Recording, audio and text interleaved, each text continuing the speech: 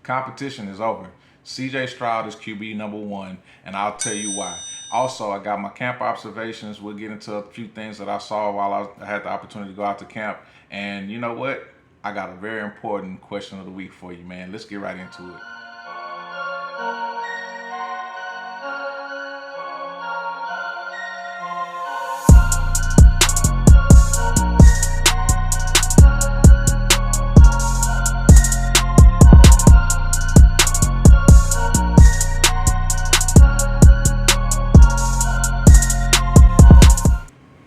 What's up, fam? Texas Fan of Rehab here, man. Back with another weekly recap of all things Houston Texans, man. And just listen, straight off the top, I just want to jump right into it, man. If you are a fan of the content, I appreciate you so much, man. If you would, please share the information, share the content, share the page. Let them know that I'm out here. Also, if you would, give me a like, man. Give me a like on the videos. Those are very important to the algorithm and trying to get me out there and get some exposure and whatnot, man. And, if you could, give me a subscription.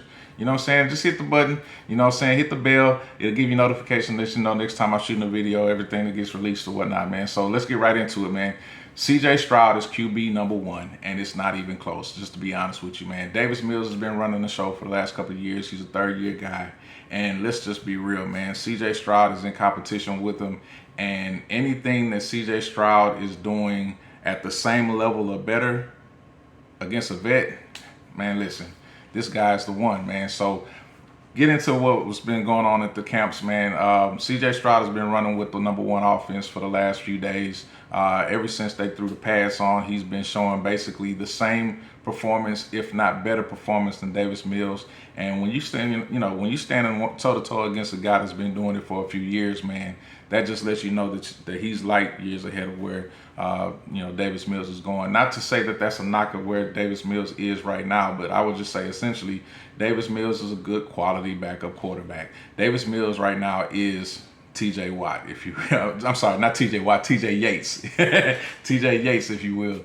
You know what I'm saying? So I think that there's definitely a ceiling for what he has to bring to the table, but the ceiling is unlimited for what CJ Stroud has to bring to the table. And if you've been watching my videos, you already know I'm a big fan of CJ Stroud already out the gate. I see the potential of what he has to bring to the table and what he has to offer. And man, he throws just the prettiest deep ball that they have. And so that was on display a few times, more than a few times at training camp. I got an opportunity to go to training camp this week, took my young daughter with me. It was something that, kind of rekindled some flames from back when I was going to the training camp years ago. And I took my other daughter. And so this was just something that, I try to make sure that we pass down in the family, just try to keep the fandom going. But, CJ Stroud was out there performing well, man. He ran with the ones, of course, as I was saying. There wasn't a whole lot of activity for the day that I went. Let me rephrase that. It was a shorter type of practice than what I'm used to, maybe about 2.5 hours or so. But he ran his offense, man, and it was very meticulous and detailed. It was a lot of passes, not a lot of runs, so the running backs didn't get an opportunity to show off their wares. But as far as what he did on the passing game, man, he had, good passing routes to, Nico Collins. He hit him on a couple of deep balls, had one missed opportunity with a deep ball. He did have a pick, but I don't really take, it's just practice, man, so I don't really take the picks as a major concern. I think overall he was like 7 for 10 on the offense. He hit Robert Woods. He hit, a couple other guys down the field. Tank Dell looked amazing, man. Tank Dell was like knifing through the defense like butter, man. So there was a couple different routes that he ran. I think he had a post route to the outside where he caught a ball. He had a slant route, I believe he had to caught a ball. So it wasn't, like I said, it wasn't a whole lot of time and activity on the field for the ones. They were kind of in rotation with the ones, twos, and threes doing their thing. Again, these are periods so that they have 6 or 7 minute blocks or whatever what they do per session, so they can kind of ease their way through the training camp session or whatnot. So special teams got to the opportunity to get active, and on special teams, one thing that I did notice is that when they had the punt returns, whole team going out there trying to, cover the punt returner. They did throw Tank Dell out there for one of the last returns, and man, he was the one that was it was a real solid difference between what he brought and the other returners, man, because he just really sliced everybody up and got on through there. Now, again, they're operating at a different speed. They're not going full speed. This is not, 110% effort out there. This is, maybe for some of the youngsters and rookies, they're giving 110% effort, but for the old heads, man, they're really kind of, brother-in-lawing it out there, man. They're just kind of, making sure they're going through their rotations, putting in the proper effort, because the name of the game is to not get injured. If you can show that you know what you're doing, great. But if you mess around and you get injured, you're messing it up for everything. So let's cover that real quick. So there's a few key injuries that went down this week, and I've been big on just making sure that the team stays healthy as they get as they progress through this part of the preseason. So the unfortunate news is that we did have our center go down. He apparently had an ACL and maybe MCL tear. That was unfortunate. Don't know why I'm blanking on his name right now, man. This is just one of the things that happens when you start to get a little old, man. It'll come to me at some point, and I'll be like 10 minutes down in the video, and I'll be like, yeah, that's his name. But we did get to see Juice Scruggs, man. Juice Scruggs was out there holding the position down, and he was doing well. Now, continuing forward, we did see earlier in the week that we had Tegan Quateriano. He had a little bit of an injury situation, and we also had Dalton Schultz get injured last week. Took something to the sternum, nice little strong hit that he took.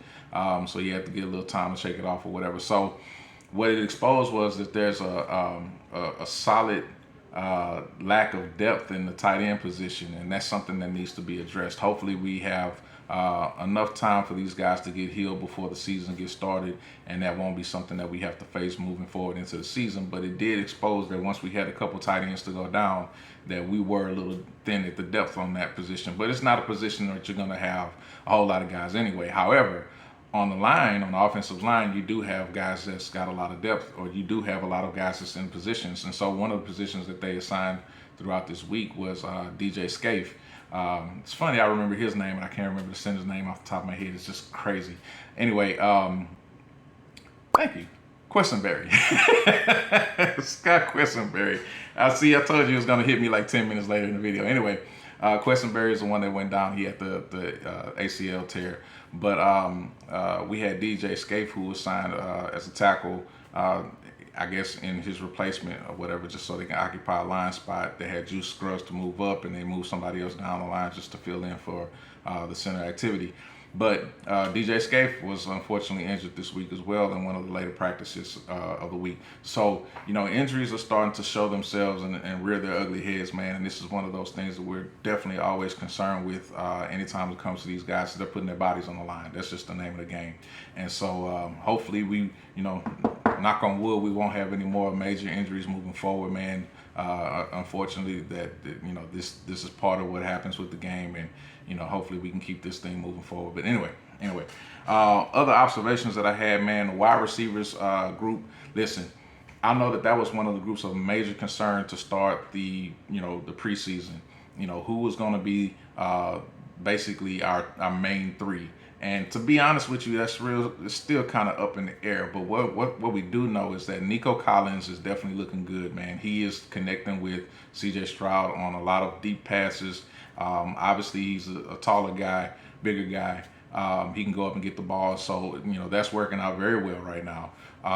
John Mechie is back. He's healthy. He looks good. He's able to accomplish everything that he was saying everything that he was doing when he was last healthy with Alabama, and he looks phenomenal out there, man. He even said that he's feeling 110% better, even better than what he was feeling, because he's stronger now than when he was before he tore his ACL at before the national championship game in Alabama.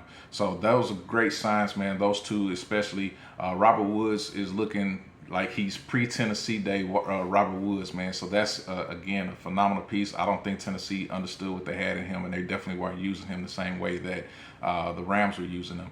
And then Tank Dell, man, needless to say, Tank Dell is like, he's the superstar out there, man, in the making, man. And I don't want to just say that just to say that. I know that that's, greatness is oftentimes thrown around. I'm not saying that he's great.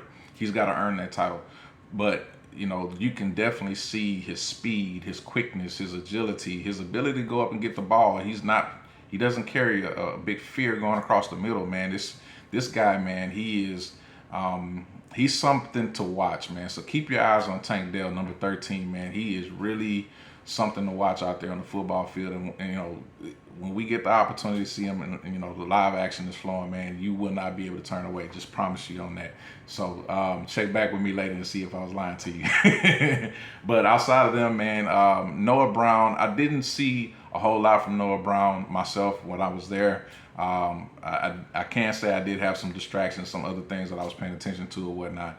But, one thing that I've noticed in the offseason, you really haven't heard a whole lot out of Noah Brown. I'm not saying that's a good or bad thing, but it's just something that he's just not setting the benchmark. So right now, what I'm seeing as far as my optimistic 1, 2, and 3, listen, I honestly think that Tank Dell is going to be in rotation. I don't think that he's necessarily going to get the start out the gate. I think that Robert Woods is probably going to occupy the slot role. I think that Nico Collins is probably going to be the one, and John Mechie the two out there, man. And that's just my honest opinion right now. Of course, these things can change. I expect them to change, to be honest with you.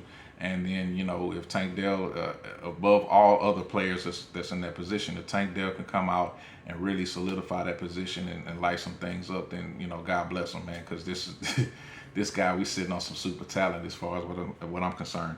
As far as the running backs, man, I think that we are pretty secure on what we have, and knowing that Dameon Pierce is going to be the guy. Motor or Devin Singletary is going to be the number 2. But it's a lot of competition from the guys that's back behind them. And it's really kind of like, you just pick a name out of the hat, man. To be determined, I don't think that they've separated themselves. I do have someone that I'm pulling for out of the mix, which is Xavier Valade.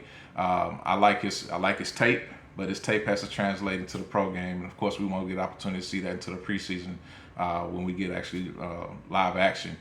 So, speaking of which, that leads me to the question of the week. Real quick, I want to insert this. Question of the week, very simple question. Are you ready for some football, man? Yeah. Are you ready for some football, man? Football season is here, man. Preseason, of course, but football season is here. We're actually going to get to see some live action this week, man. So Thursday, the Texans play against the New England Patriots, and we're going to be playing up there in Foxborough, man.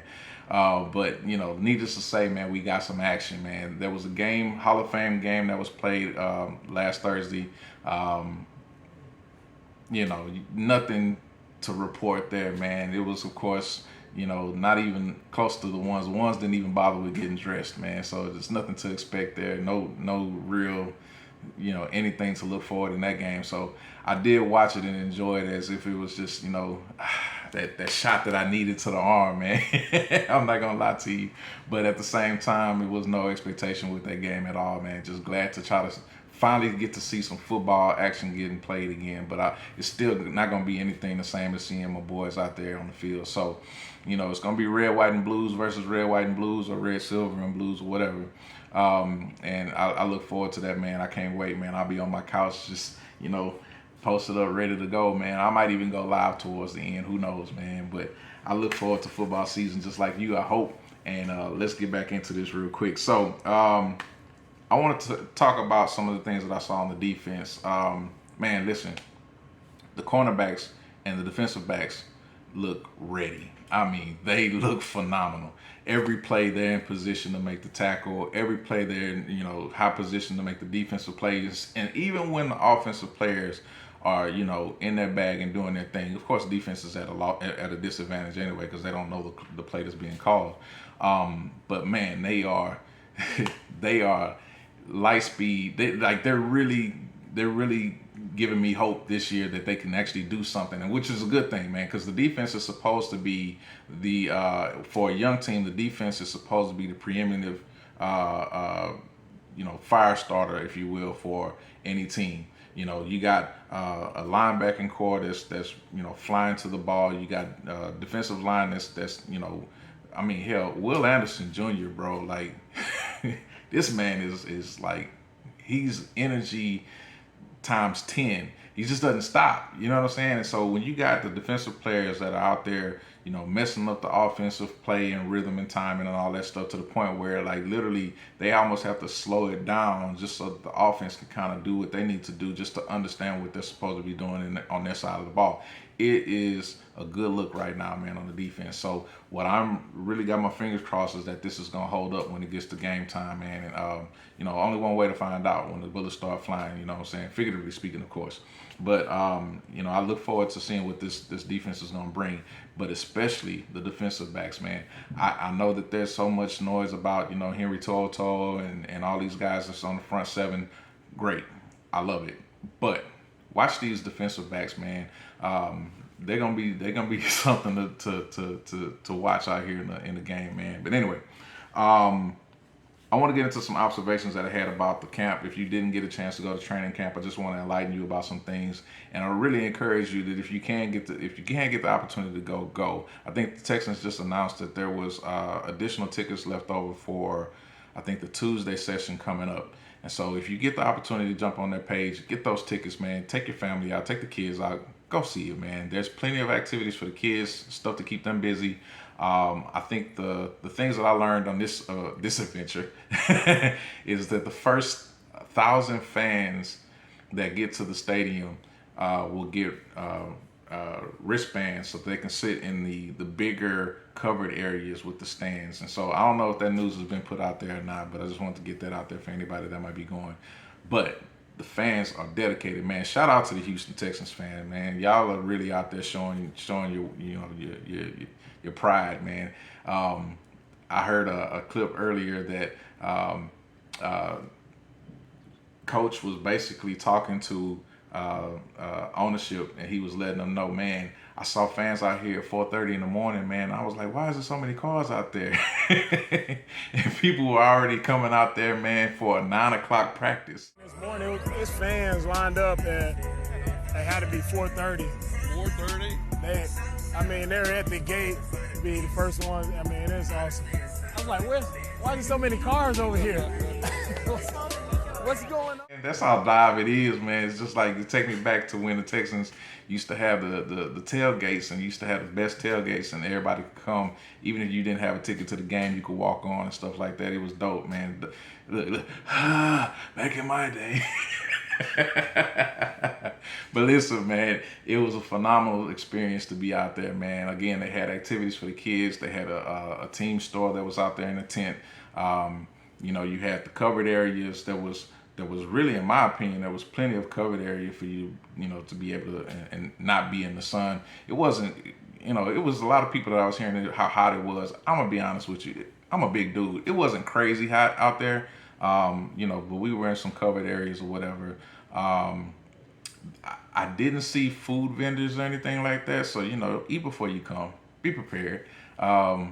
We did get some water in there, but there was plenty of water stations and everything. So if you do happen to have a full sealed bottle with kids or whatever, you might be able to get in with the kids and, refill the bottle at the cooling stations or whatnot, man. But yeah, overall, man, good experience, man. Something to do, if you are a big fan, or if you're just a casual fan, something to check out, man. It may tick your meter to the other side, you know what I'm saying? But always try to come out there and do something different, if you can. These type of experiences are once in a lifetime sometimes. I would love for the team to, have an opportunity for the fans to get inside the bubble. I personally have had the opportunity for us, me and my family, to go inside the bubble a few times over the past few years. I'm just one of those type of cats that I just happen to be in the right places at the right time sometimes, man. But yeah, I'm getting more active with the team. You'll probably see me in a lot more places, hopefully in the near future. But yeah, man, I just want to touch base on a lot of those things, man. But looking forward and looking across the league, man, of course, activity's starting to pick up. You still are not seeing the running backs get picked up, like, in my opinion, like they should. Dalvin Cook was supposed to be one of the guys to come off the board. He was, entertaining someplace between the New York Jets. I think he'd even come into the New York Jets after Aaron Rodgers had restructured his deal and left like $35 million on the table, which is like crazy. I don't know why you would ever do that, but I think that they were intending on trying to see if they could get him in or lure him in or whatever. But as of this shooting, as of this video, he's still not part of the team. He's still kind of entertaining going there or going to Miami. And so I'm waiting to see what happens with that, because in my opinion, that's big news. You know, whatever happens with Dalvin Cook should impact what's going to happen with maybe Leonard Fournette, maybe Ezekiel Elliott. You know, a lot of these guys that are just like superb talents, but just not on a team for whatever reason. Obviously, there's younger guys, younger talents or whatever, so they may come into the fray later in the season. It's the running back position, so maybe they think that maybe these teams or offenses think that these are guys that they can slide in and they can pick up on the offense pretty quick. But you know, being that they also have to cover the protection of the quarterback in some certain positions, it kind of would help them to know what the blitz package pickups are and all of those things there. So it'd be helpful for them to have the information at hand or have the people in house, you know, earlier in the season than later. But as we know, injuries are coming at some point in time. So this is going to be part of the game plan, I'm sure. What else is going on across the league? Really, it's just the injuries that are the main concern. Of course, there's been some guys to go down with injury. I know a couple wide receivers out there in Denver went down this week with varying injuries. I don't have a full injury report. I apologize. I normally would have a whole injury report sitting right in front of me. So I don't have everything in detail to walk down. But aside from the injuries, you still got guys getting suspended. Alvin Kamara got suspended for the first 3 games of the season. So, you know, that's a significant deal. Of course, he had the situation going on in Las Vegas where he got into the fight with the guy. He didn't do... I think he played down on his deal. He didn't fight the suspension from the league. So, you know, it's something he's going to have to deal with, and the team's going to have to deal with. But they do have Jamal Williams to come in and pick up where he left off. And then, of course, they got the young rookie that's down there, too. I can't remember his name off the top of my head either. That old stuff. Anyway, man, if you're old, man, you feel what I'm talking about. And I'm not that old. But, now, across the league, you got other guys that are facing, you know, suspensions for gambling and all this other kind of crazy stuff, man. So it's going to be a real interesting year, man. Of course, I think this is the second year that we have 17 games in a season for everybody. So, you know, it's going to be a longer season, shorter preseason, of course, 3 games, with one exception being a Hall of Fame game. But you have a long season ahead of you, so it's a lot of things that need to shake. I have no doubt that you'll see a lot of turnover on these teams. The teams, as they start the year, won't be the same team as they end the year. And, you know, when it comes playoff time, man, you see the best of the best shining, man. So I pray that the Houston Texans will be amongst that group, but I have realistic expectations. I would expect that it's probably going to take us 2 years to try to get this thing where it needs to be. I don't think that we have the depth in all of the prominent positions that we need to support the team going that far just yet, but I would love for them to surprise me. I would love for them to prove me wrong, man. But I'm just trying to keep it realistic, man. Of course, as a rehabber, you know what I'm saying? I'm trying to keep it realistic that, you know, I don't want my fandom to get too high or too low, man. It's one of these things I've had to learn over the years, man, as being a Texans fan for 20 plus years now. But yeah, man, this is pretty much the show, man. This is pretty much all that I got to give to you guys today. And I just want to let you know, I left it all on the field, man. In the words of Shannon, I left it all on the field. But anyway, man, until next time, man, I just want to touch base with you guys, man. Love y'all. Look forward to seeing y'all again soon, man. Texas Fan in Rehab. I'm out.